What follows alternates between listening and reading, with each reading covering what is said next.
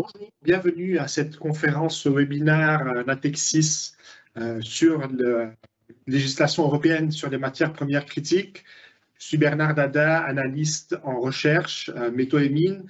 Et avec moi aujourd'hui se trouve Sylvain Ecker, ingénieur civil des mines, avec une expérience opérationnelle et qui est maintenant Industry Banker, Head of Metals and Mining chez Natexis. Bienvenue Sylvain. Merci Bernard. D'abord, je pense avant de commencer, il faut contextualiser cette législation.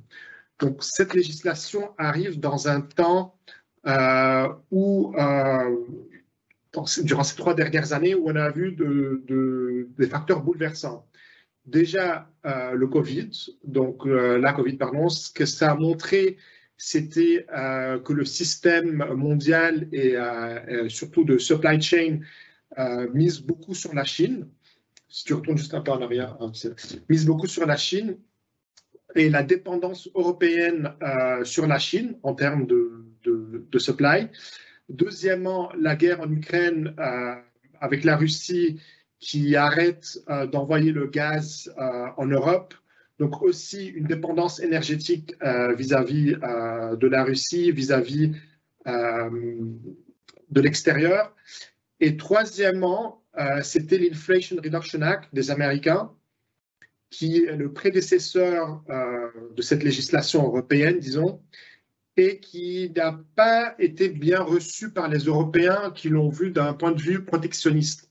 Et d'un point de vue protectionniste, parce que les Américains, ce qu'ils essaient de faire avec l'IRA, c'est exactement ce que les Européens essaient de faire, c'est d'avoir une indépendance, une autonomie pour pouvoir avoir la transition énergétique et la transition digitale. Donc, le but de cette législation, c'est de sécuriser la transition énergétique et la transition digitale de l'Europe. Donc, la manière dont ils ont pensé à cette législation, au fait, ça va de 5 secteurs stratégiques qu'ils ont identifiés. Donc, vous pouvez voir le graphique à gauche. On commence à le regarder de droite. Donc, les 5 secteurs sont le renouvelable, l'e-mobility, l'industrie, l'information technology et tech, et enfin aussi aerospace et défense. Et afin de pouvoir maîtriser ces 5 industries et sécuriser ces 5 industries, il y a 15 technologies qu'il faut mettre en place et qu'il faut aussi sécuriser.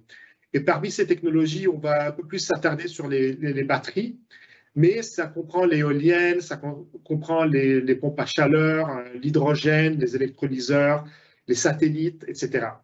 Mais la partie la plus importante de cette législation, donc ces deux premières parties dont j'ai mentionné, ceux-là vont dans le Net Zero Industrial Act que l'Europe a publié le même jour que le EU-CRMA, donc la législation dont on discute. Tout ça, ça a été publié le 16 mars.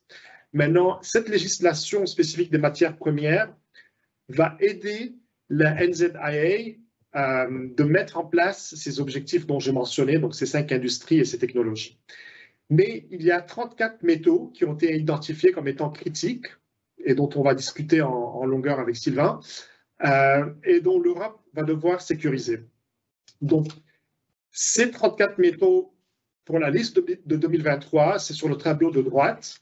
Donc, c'est une liste qui va être révisée environ chaque 3-4 ans pour voir quels métaux sont encore critiques, lesquels sont moins critiques.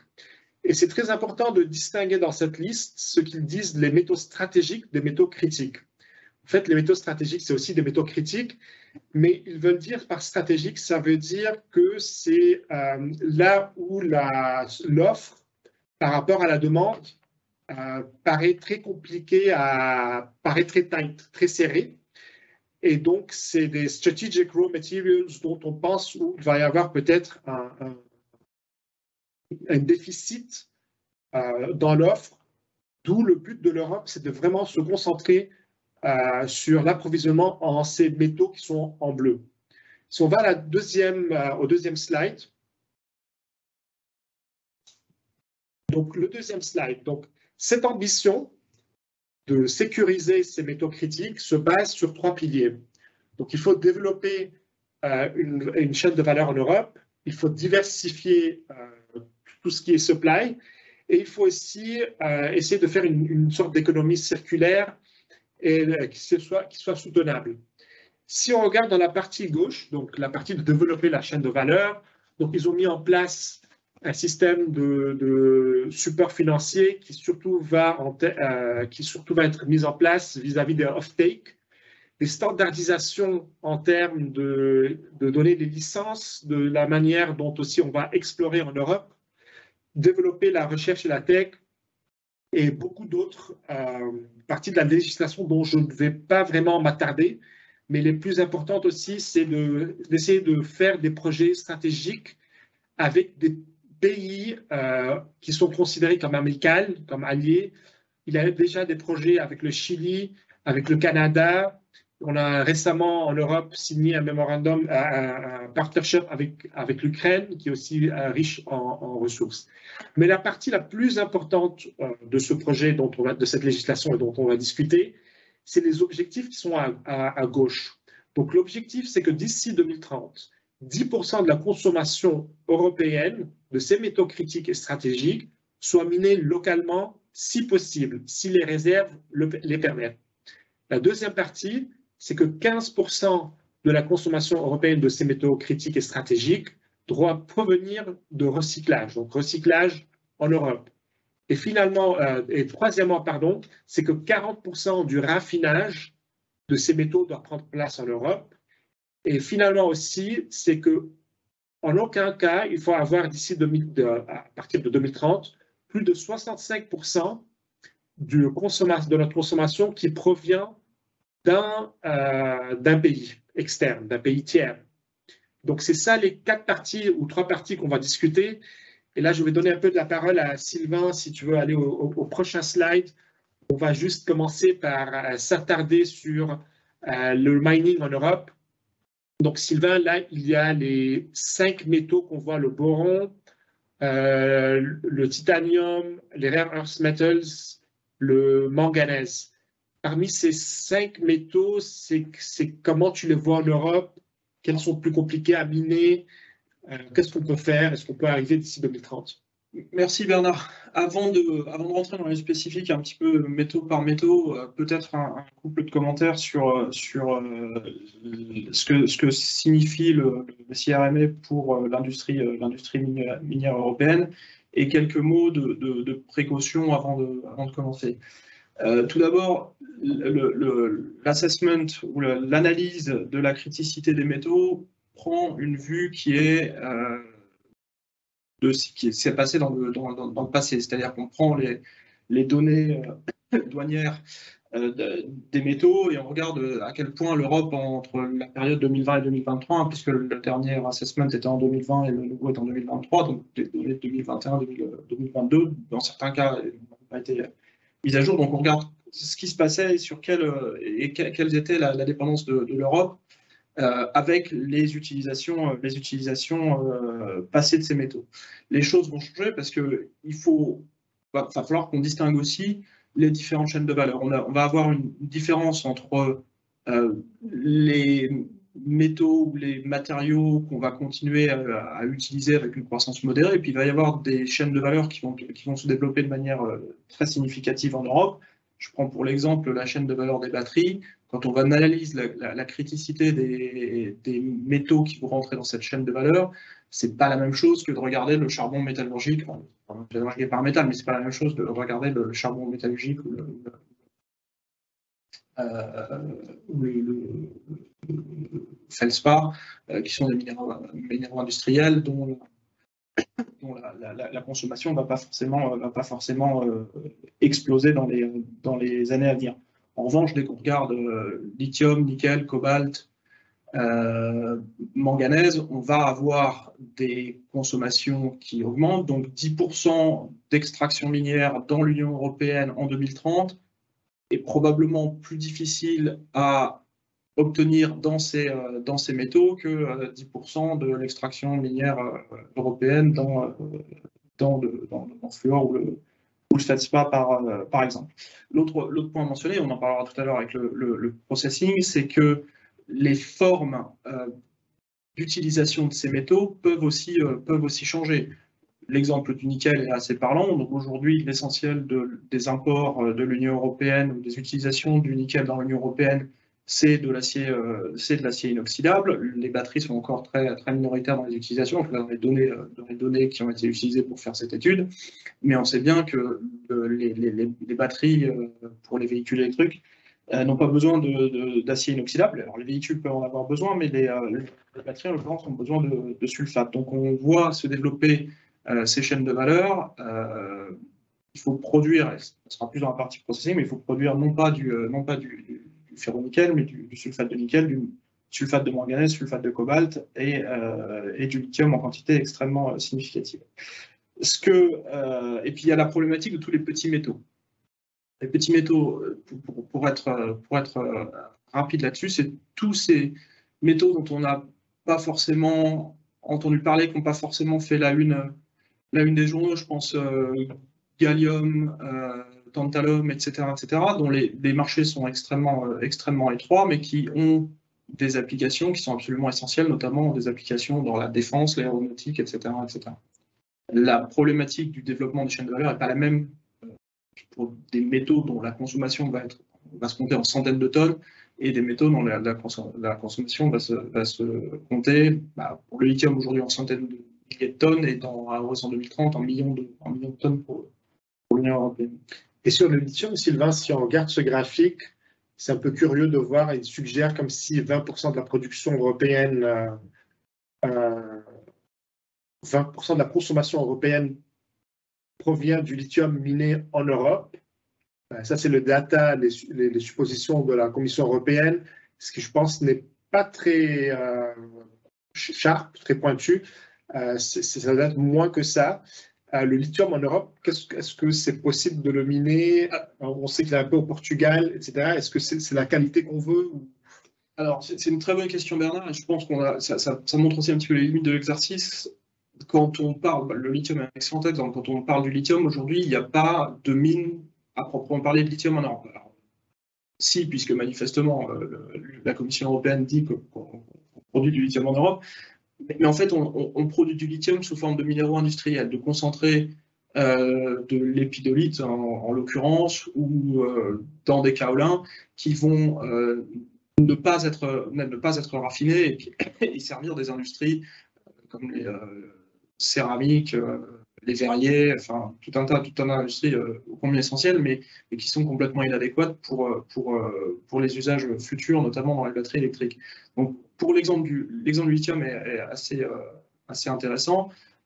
Aujourd'hui, en Europe, on a, j'aurais dû regarder, mais une quinzaine de projets en développement. On a des ressources de lithium. Le lithium n'est pas quelque chose qui est rare sur la planète. Ce qui va changer et ce que va permettre le CRMA, c'est justement de pouvoir débloquer l'avancement de ces projets de lithium. Aujourd'hui, on n'est pas bloqué par un manque de ressources en lithium dans l'Union européenne, on est bloqué par le permitting et derrière l'accès. Parce que la législation va accélérer exactement le permitting. Je pense qu'il dans la loi, ils mettent que ça doit être dans 2 ans. Il faut vraiment accélérer et donner une réponse en 2 ans. Et qu'il y a un one-stop shop pour aller faire ces permitting, parce que la législation supporte. Si on regarde, par exemple, le graphite et le manganèse, on a mis que c'est réalisable, qu'on pourra arriver à 10%. C'est des minerais qui sont abondants où en Europe, Sylvain, et est-ce que la manière d'extraction elle est compliquée ou pas? Est-ce qu'on peut s'imaginer qu'en 7 ans, on pourrait avoir ces 10%? Alors, le graphite et le manganèse sont déjà des minerais qui sont minés en Europe. Hein. Pareil, la question, ça va être pour quel usage. Le manganèse, aujourd'hui, c'est essentiellement utilisé dans la fabrication d'acier au carbone.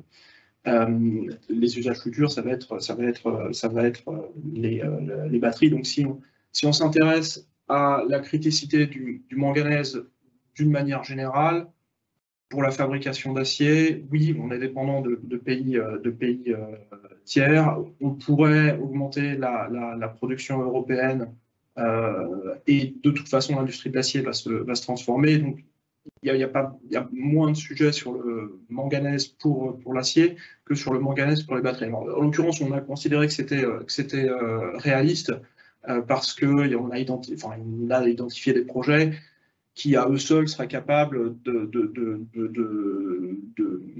fournir suffisamment de manganèse pour à peu près 25% de l'industrie des batteries à horizon 2030. Donc oui, c'est le graphite naturel. On a des mines de graphite naturel et aujourd'hui, le manganèse il est exploité dans les pays de l'Est. Le graphite naturel, on a des gisements en exploitation, des petits gisements en exploitation en Allemagne, Autriche, des projets en Suède et du potentiel pour trouver du graphite dans d'autres pays européens. Après, il y a aussi un sujet sur le graphite naturel versus graphite synthétique. La chaîne de valeur des batteries va avoir a priori besoin de plus de graphite synthétique et tenter de substituer le graphite naturel à petite dose pour des raisons de qualité, de compétitivité, de performance. Donc c'est pour ça qu'on pense que c'est réaliste. Boron, on va poser la question, mais Boron, aujourd'hui, il y a deux pays qui dominent très largement la production du bore et on est très dépendant de la Turquie en Europe pour l'importation de bore. C'est de loin le plus grand producteur mondial. Oui, tout à fait, juste devant les États-Unis. Donc, on va se retrouver dans une situation de dépendance. Il y a des gisements, il y avait un gisement notamment identifié en Serbie qui est tanké pour des problèmes d'acceptabilité sociale. Ce qui va être finalement c'est le même projet de lithium aussi, n'est-ce pas? Oui, c'est le projet de Parce qu'en fait, on peut trouver du boron dans des gisements de lithium. On peut trouver, le bore, c'est un sel, hein, ça va s'associer avec la potasse, le lithium, etc. Le gisement de Serbie était très particulier en termes de minéralogie, c'était des minerais peu communs, et sinon c'est des environnements sédimentaires aux États-Unis, en Californie et en Turquie. D'accord. En termes de, là, on avait mis unlikely, pas très réaliste d'ici 2030 d'avoir 10% de notre consommation de métaux rares, de terres rares, et de titane. Alors, le sujet est différent sur les terres rares et titane. En terres rares, il y a des gisements identifiés en Europe, mais leur mise en exploitation, il y a un travail qui a été fait sur une mise en exploitation rapide des gisements de terres rares en Europe. Donc, on est à un stade où il faudra plus de 7 ans pour les mettre en exploitation. On parle probablement de 10 à 15 ans. Les deux qu'on connaît sont dans les pays nordiques, a été récemment fait la une des journaux puisqu'il a été découvert à proximité de la mine de l'Alcaravé. L'autre est situé en Finlande, mais les deux sont à un stade où on sait qu'on a une ressource et c'est à peu près. Est-ce que techniquement, si c'est plus complexe de ce que j'ai compris, c'est qu'il y a peut-être des déchets qui sont sûr qu'on n'a pas la même complexité d'extraire ou c'est au niveau du raffinage qui est plus. Sur le raffinage, on discutera après. Mais... Oui, l'exploitation minière de terres rares ne pose pas vraiment de soucis. Rapidement sur le titanium, on a de l'exploitation de titane en Norvège. En Norvège, je ne fais pas partie des 27, donc il n'est théoriquement pas touché par l'Union européenne et il n'y a pas eu de travaux puisqu'on n'avait pas de soucis a priori d'approvisionnement en titane, en feedstock. Et l'essentiel du titane, c'est utilisé pour les pigments. Il n'y a pas eu de travaux de développement là-dessus. Le titane, c'est une histoire de processing. D'accord. Mais sur l'histoire du processing, peut-être qu'on peut aller à la prochaine page. Donc, si on avait dit pour cette page ici, si on voit là, vraiment la dépendance de l'Europe sur le raffinage, il y a beaucoup d'efforts à faire, peut-être plus que même dans le secteur minier. Je ne sais pas si on va commencer un par un. Encore une fois, on va regarder les lignes mauves qui sont les métaux, les minerais stratégiques. Si on commençait avec les terres rares, Sylvain, on parlait de déchets qui sont peut-être pas très... Oui, on avait commencé par les terres rares. Donc effectivement, le problème des terres rares, c'est le processing, être capable de séparer ces terres rares. Et une difficulté du traitement des terres rares et ce qui a fait que l'usine en France a fermé ou en tout cas réduit la quantité de terres rares ou l'offre de terres rares qu'elle raffinait, enfin qu'elle raffinait et recyclait en l'occurrence, c'est que ces éléments sont souvent aussi associés à du thorium et de l'uranium, donc des minéraux radioactifs. Donc il faut savoir se débarrasser, enfin, donc il faut gérer en tant que déchet contenant des radionucléides. Après le le lithium, on parlait du raffinage de lithium. Alors, maintenant en Europe, c'est qu'on a le lithium dans la terre. Donc, si j'avais compris, c'est théorique, on n'a pas vraiment de projet qui prouve que la manière de raffiner, c'est.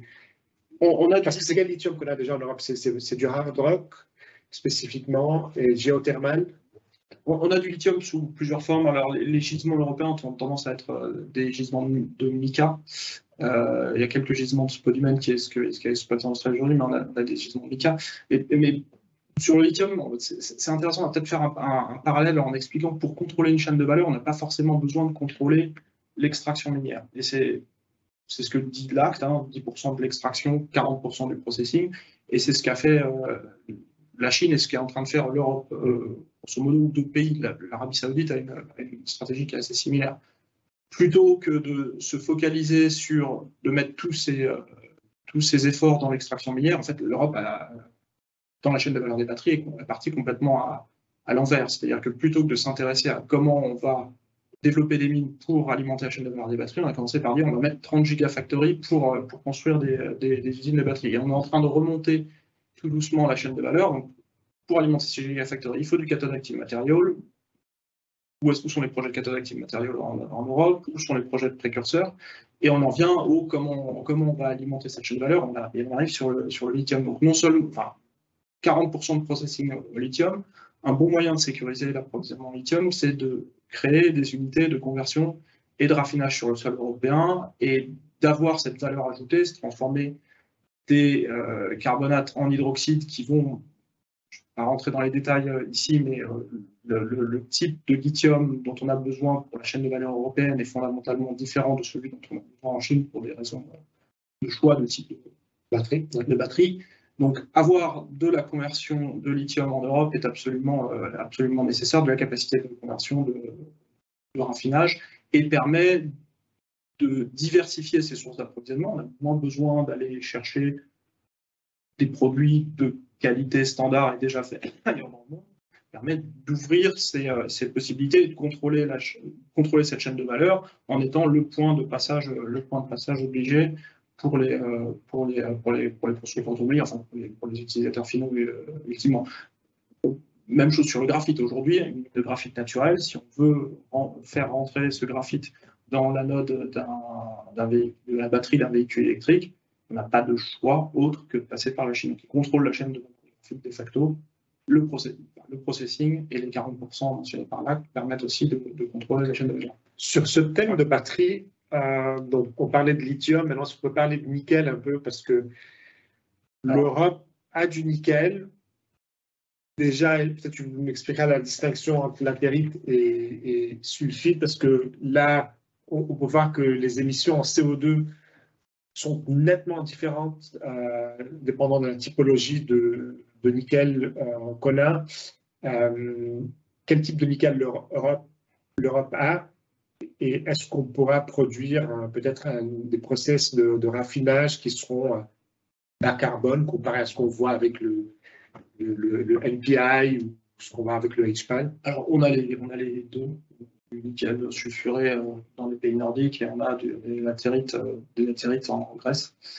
Le point important, l'illustration qu'on a mise ici sur la chaîne de valeur du lithium, c'est que développer une chaîne de valeur du nickel en Europe va permettre aussi de contrôler l'empreinte carbone de la production sur nickel. Parce que pour mémoire, comme on montre ici, on a un facteur 1 à 8 entre les émissions meilleurs producteurs de nickel. C'est probablement même plus qu'un 8, c'est probablement un 15 ou un 20. Entre le meilleur producteur de nickel, en tout cas les producteurs de nickel à partir de minerais sulfurés, et les pires opérations développées pour latérite nickelifère en Asie du Sud-Est. Et pour mémoire, pour répondre à la demande de nickel pour batterie, certains opérateurs ont décidé de prendre du ferronickel, du NPI EAF, à peu de choses près. La différence entre ferronickel et NPI, c'est la teneur de nickel dans le ferronickel. Prendre du NPI et d'en faire de la mate de nickel, donc le transformer en minerai sulfuré de nickel pour après le traiter par les métallurgies et produire des sulfates. Ce qui va complètement à l'encontre du but recherché qui est de décarboner la mobilité. Ça, avoir du nickel provenant d'une telle source carbone le véhicule électrique pour les 150 à 200 000 premiers kilomètres. Donc, il vaut mieux conduire une voiture à diesel qu'une voiture qui est un nickel qui a été produit par une telle méthode. Réonshorer la production de nickel en Europe permet de contrôler cette empreinte carbone grâce à des procédés plus adaptés et grâce aux procédés électriques aussi plus décarbonés ici, puisque le NPI, en fait, c'est des centrales à charbon qui alimentent les usines de NPI. D'accord, et généralement, quand on regarde ces SRM, donc ces Strategic Raw Materials, lesquels sont très compliqués à processer, et tu te dirais, d'ici 2030, on n'a pas le skill set, parce qu'il ne faut pas oublier peut-être qu'on aura besoin, par exemple, pour les terres rares, de développer une skill set que peut-être on n'a plus en Europe. Par contre, le PGM, j'imagine que c'est relativement facile à... Le PGM, c'est assez artificiel. L'extraction de PGM se fait dans un certain nombre de pays. Était Russie et aujourd'hui Afrique du Sud. Mais on a des grosses raffineries au UK qui, en Europe, n'est pas très loin quand même. Mais sur le skill set, c'est à la fois le développement de la chaîne de valeur dans son ensemble qui va être problématique, et c'est probablement un des points sur lesquels l'Union européenne devra aussi se pencher, les pays individuels, améliorer, inciter et former plus de gens dans ces domaines. C'est vrai que c'est une aussi des points de la législation, c'est de développer les connaissances et de développer le skill set européen. Ça, c'est une partie importante de la législation. Sur le dernier point, donc la troisième partie qui porte sur le recyclage, l'idée, c'est que 15% de ce qu'on consomme en Europe provient du recyclage. On peut voir que dans le cuivre, par exemple, 55% de la consommation européenne de cuivre, c'est du cuivre recyclé. Donc, on est bien confortable dans notre marge en termes de tungstène. Mais par exemple, quand on regarde à certaines, donc cette histoire encore une fois des batteries de voitures électriques, à quel point est-ce que c'est facile de recycler peut-être le nickel ou de recycler le lithium ou certains autres de ces métaux qu'on trouve dans les batteries à lithium? Merci Bernard. Alors oui, le recyclage des batteries est quelque chose sur lequel il va falloir se pencher. Aujourd'hui, notre compréhension, c'est qu'il existe des initiatives, mais qu'il y a encore du travail à faire pour être capable de complètement boucler la chaîne de valeur. Aujourd'hui, il est difficile de faire du cobalt, nickel et manganèse recyclé qui soit de qualité acceptable pour les cathodes active material manufacture sans le mélanger avec des produits frais. Le lithium, c'est encore plus difficile, même s'il y a un certain nombre de compagnies qui travaillent sur le sujet et qui font des progrès certains. Et à ma connaissance, sur le graphite, c'est quelque chose sur lequel il faut encore se pencher. Une des voies pour recycler les cathodes actives matériaux, c'est la pyrométallurgie, mais si vous mettez du graphite dans un procédé pyrométallurgique, il va juste brûler. Donc, il faut trouver d'autres moyens de raffiner de traiter ces éléments. Le point aussi sur le recyclage qu'il faut faire, c'est aujourd'hui, il faut mettre en place des systèmes de collecte, sécuriser le stockage et le démantèlement des batteries. Les batteries, ça prend feu, hein, si jamais c'est pas traité. Donc il y a tout un tas d'éléments à mettre en place. L'énorme opportunité pour le recyclage, c'est que les gigafactories vont produire une certaine quantité de produits qui ne va pas être négligeable et qu'elles ont tout intérêt dès maintenant à se pencher sur le sujet et à trouver des solutions avant de démarrer ou en phase de. Et généralement, ça prend combien de temps, donc dépendamment de la complexité de recycler le métal, mais ça peut prendre combien de temps pour faire le setup d'une unité de recyclage? Parce que là, on est à 2030 et il a 7 ans pour arriver à ce target. Ça dépend, Bernard, mais je ne pense pas que c'est moins une question de temps qu'une question de coût et de compétitivité du recyclage par rapport à la matière première primaire. Les terres rares, c'est un bon exemple. Il y avait des études qui ont été faites qui commencent à dater un petit peu, mais en 2014, il y avait une étude qui avait été faite sur le coût du recyclage des terres rares et qui montrait que c'était juste totalement économiquement prohibitif. Après, c'est pas impossible. On a un exemple de chaîne de valeur où le recyclage a été, entre guillemets, forcé, même s'il était plus économique de la matière première, pour des bonnes raisons, pour réduire les déchets. Hein, c'est la filière nucléaire. On a poussé la filière MOX, qui n'est pas forcément plus compétitif qu'aller chercher les moyens naturels. D'accord. Donc, en termes de cette question de ce qui est économique ou pas, j'imagine que les métaux platinoïdes, c'est très économique et simple de recycler. Comparé à, donc, c'est lesquels de ces métaux tu penserais que ça serait réaliste qu'on arrive au target de 15%? Tous ceux qui sont dans au-dessus de la liste et pour lesquels les dispositifs de recyclage ont déjà été mis en place. Alors après, cobalt et nickel, pareil, on est encore en train de parler d'acier inox et pas de batterie aujourd'hui, mais aluminium, acier, plomb, cuivre, etc. Tout ça, c'est des choses qui sont développées depuis des décennies. Aujourd'hui, terres rares, il y a des initiatives, donc ça peut arriver. Parce que ça va permettre de résoudre une partie de l'équation relativement à un terme compatible avec les ambitions du CRM. D'accord. Et juste sur cette question de temps dont je mentionnais, donc d'ici 2030, si on parle de recyclage, de raffinage et d'extraction primaire, pour faire une mine, ça prend combien de temps? Pour faire une station de raffinage, ça prend combien de temps en moyenne? On en revient à comment la chaîne de valeur est développée. Oui, juste à la chaîne, parce que je mentionnais qu'on a 7 ans pour arriver jusqu'à 2030. On a bien les réserves, certaines réserves minières, on a peut-être le skill set et le know-how.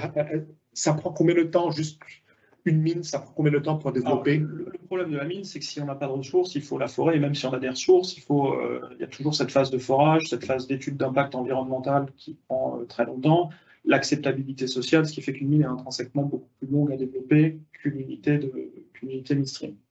Il est probable, et d'ailleurs c'est ce qui est reflété dans les 10-40%, que pour rétablir la souveraineté sur les chaînes de valeur, passer par le midstream, passer par l'étape transformation, processing, raffinage, comme tu veux l'appeler, est plus efficace que d'essayer de se focaliser sur l'extraction primaire à proprement parler. Même s'il faut évidemment redémarrer des prospections et faire avancer les projets miniers qui ont été identifiés en Europe, notamment dans le lithium. D'accord, peut-être maintenant, si quelqu'un a avant qu'on commence nos points de conclusion, si vous avez des questions, n'oubliez pas, vous pouvez les poster dans la partie Q&A et on répondra. En termes de conclusion, donc, si tu veux peut-être commencer, Sylvain, toi, quelles sont tes impressions de cette législation? Est-ce que les targets qu'ils ont mis en place sont réalistes? Est-ce que ton point de vue, donc d'un point de vue, je t'ai posé beaucoup de questions d'un point de vue ingénieur civil des mines. Maintenant, je te pose des questions aussi en termes de point de vue de quelqu'un qui a travaillé en financement, en industrie banker. Est-ce que c'est de la super bonne nouvelle? Comment tu vois cette législation? Alors, je pense que le financement va pas être le point bloquant. Il y a des programmes qui ont été annoncés dans le CRMA, qui sont aujourd'hui pas en place, qui vont être déclinés au niveau des États individuels qui sont plus ou moins avancés sur le sujet. La Finlande est relativement bien avancée sur le sujet, la France est en train d'avancer, l'Allemagne ils sont un petit peu derrière, mais il y aura des outils de financement, des subventions, des fonds stratégiques. Il y a de l'appétit de la part des banques commerciales. Il y a un écosystème d'equity investors qui aujourd'hui s'intéresse essentiellement à l'or, mais commence à regarder un petit peu les méthodes critiques. Donc le financement peut être le point bloquant. Par contre, ce qui a l'avantage énorme du CRMA, c'est deux choses.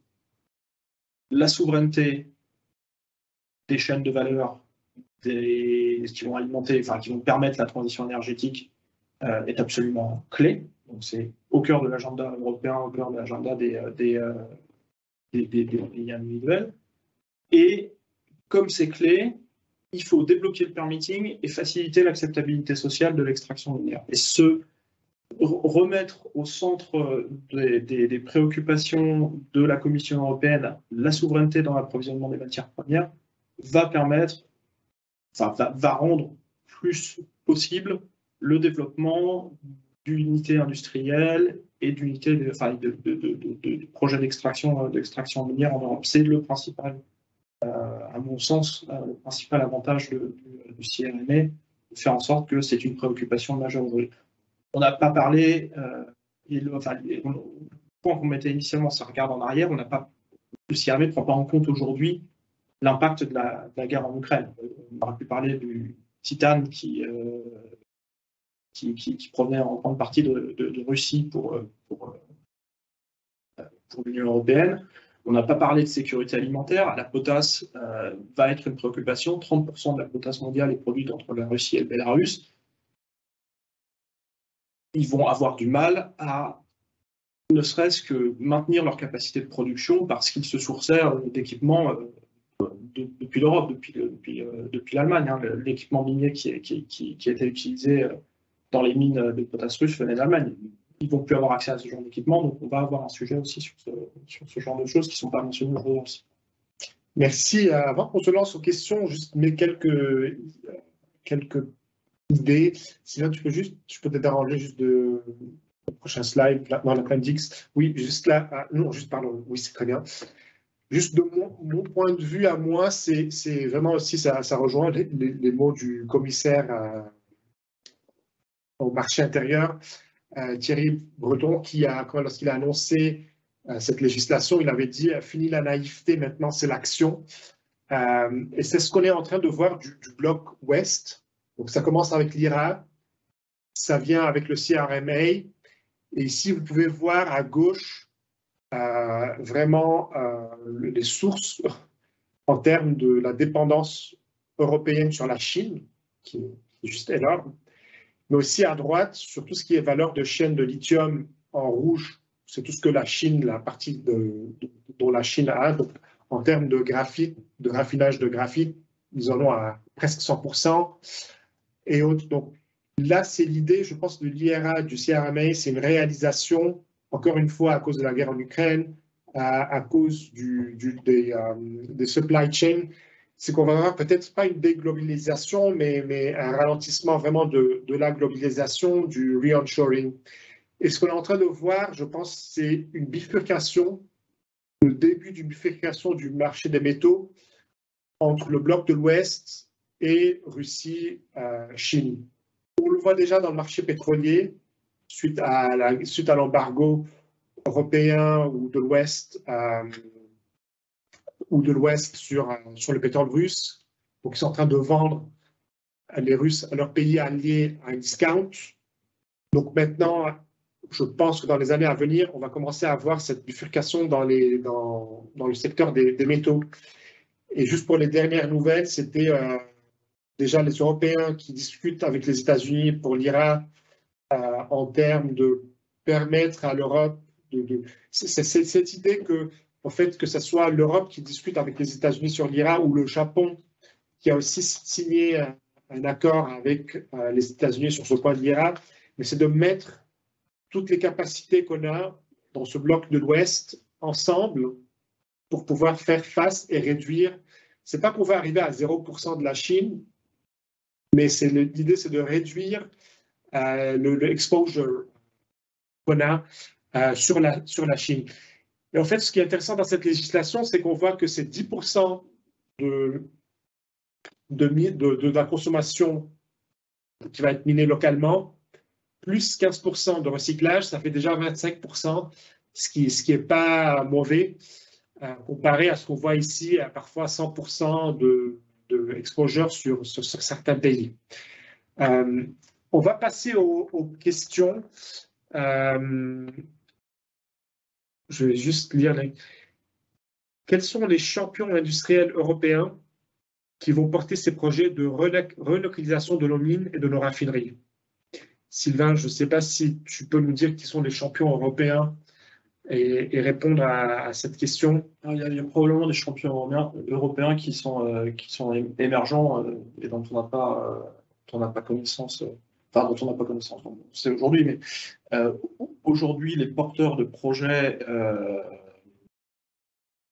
d'extraction minière, notamment en Europe, ça reste beaucoup des sociétés listées en Australie et au Canada qui ont accès au early stage funding rendu capable par ces marchés. Sinon, on a les compagnies minières connues en France, Eramet, Orano et le nouvel arrivant sur le lithium qui est Emeris. Et puis on a des gens qui émergent. Citer dans le Gigafactory des gens comme Vercor, dans le raffinage comme Viridian. Donc on a un écosystème qui est aujourd'hui en pleine expansion, enfin en pleine création, et qui vont avoir accès à des subventions et des sources de financement étatiques pour pouvoir se lancer. Après, une autre question aussi sur l'exposition sur la Chine, oui, mais qu'en est-il aussi du cobalt? Est-ce que c'est vraiment problématique le fait qu'on a la production mondiale provient que du DRC, donc il y a des problématiques ESG, des problématiques. Qu'est-ce qu'on peut faire? C'est toute la question du cobalt en DRC. Alors, le cobalt, il se trouve que c'est une chaîne de valeur qui est assez bien contrôlée en Europe, puisque on a pas mal de capacités de raffinage en Europe qui s'alimentaient sur la Russie, et puis le Canada à DRC. La problématique de la DRC, c'est pas non plus le Far West. Il faut raison garder sur la quantité de cobalt qui est exploitée par les mineurs artisanaux. Ça reste relativement modeste, ça reste quasiment pas négligeable, mais pas matériel comparé aux capacités de production des unités industrielles qui sont de classe mondiale là-bas et qui ont été développées par des compagnies minières parfaitement réputables comme Glencore, etc. Le problème de la mine artisanale au Congo, ça concerne essentiellement l'or et le diamant. Le cobalt, même si ça fait vendre du papier pour les journalistes, c'est pas le focus principal des mineurs artisanaux au Congo. La plupart des photos qui sont publiées dans les journaux qui accompagnent les articles ne montrent pas des mineurs artisanaux de cobalt, ou à la couleur du minerai qu'ils extraient. Ils montrent des mineurs artisanaux d'or et de diamant. Et c'est quoi cette couleur? Parce qu'on voit souvent que c'est du rouge sombre. Rouge sombre, c'est du cobalt? Cobalt de bonne qualité, rouge sombre, violet. D'accord. Et l'or? Et l'or, ça va être toutes les couleurs de l'arc-en-ciel entre le rouge et le rouge et enfin, c'est les couleurs de l'altération plus que les couleurs de l'or. Alors, il y a une autre question ici qui, encore une fois, pour toi. Sylvain, je pense que tu seras meilleur placé de répondre que moi, mais le marché amène trop de projets à développer par rapport aux capacités d'ingénierie FEED EPCM mondiale. C'est vrai. Non, c'est un bon point, et c'est le point qu'on disait sur les talents, enfin le skill set requis en Europe. C'est un bottleneck. Je soumettrai quand même un truc à votre réflexion. malgré tout ce qu'on est en train de dire sur les besoins de développer plus de mines, plus de capacités, etc., les grosses compagnies minières l'année dernière, enfin les majors minières, n'ont jamais aussi peu investi en expansion de capacité dans les, dire une bêtise, dans les 10 dernières années, mais enfin, on n'était pas sur un trend particulièrement fort de projets l'année dernière. Donc oui, il y a un vrai sujet. Au moment où ça va redémarrer, comment on va mettre en place, comment on va faire matcher les capacités d'ingénierie. Et au-delà des capacités d'ingénierie, hein,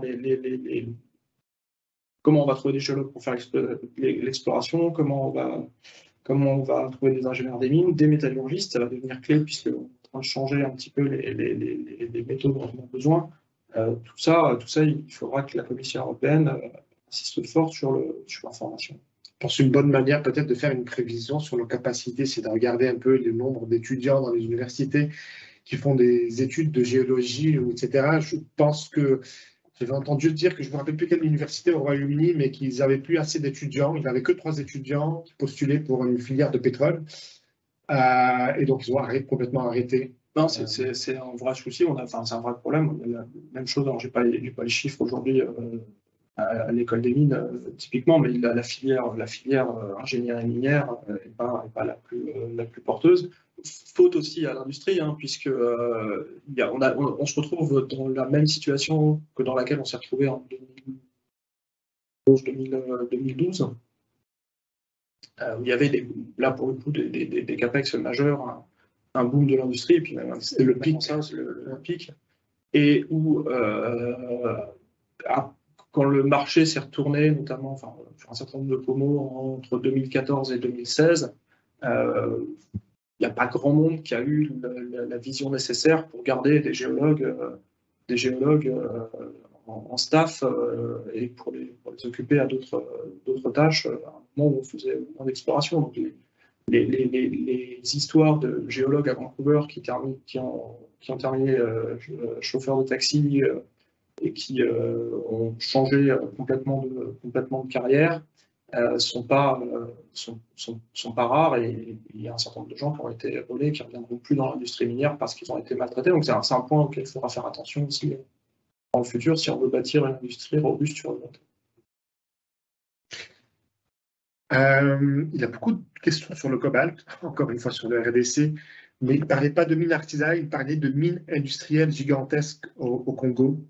Ça provient du cobalt. Oui, on avait adressé ça lors du Green Summit, hein, l'empreinte surface occupée par les mines, et si on devait augmenter la production de mines. Le cobalt, c'est juste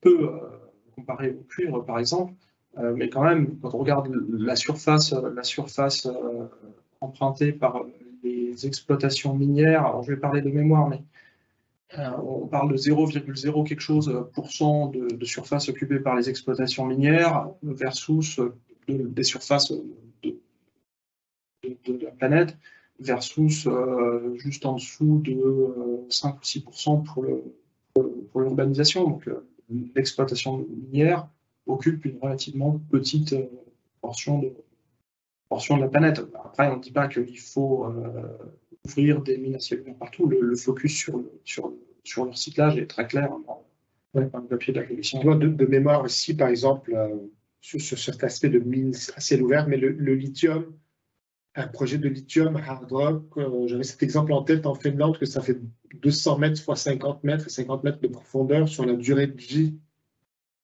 du projet. Donc, il ne faut pas s'imaginer que si on parle des projets en France, le lithium, parce qu'on n'a pas vraiment touché, il nous reste quelques minutes, mais je ne sais pas si tu veux dire 2 mots sur vu qu'on parle en français aussi, donc sur la filière minière en France.